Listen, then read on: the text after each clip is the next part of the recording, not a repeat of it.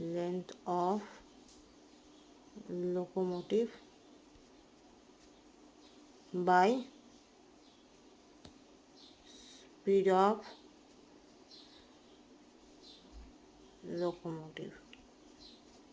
Okay, these are the law. বোঝা গেল?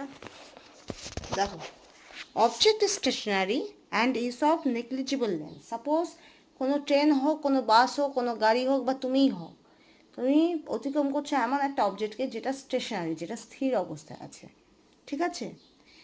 তাহলে কী হবে, সেটা নেগলিজিবল লেন্থ আছে, ঠিক আছে? তাহলে সেক্ষেত্রে টাইম ইকোয়াল কী হবে, ওর স্পিডও, ওর তো স্পিড হবেই না, ও যেহেতু স্টেশনারি, ওর তাহলে ওর লেন্থও কাউন্ট হবে না, যেহেতু length negligible. That's why time equal to length of locomotive by speed of locomotive. Okay, যেটা মুভিং আছে শুধু তার লেন্থ আর তার স্পিডটাকেই কনসিডার করা হবে, যেহেতু অবজেক্টটা স্টেশনারি।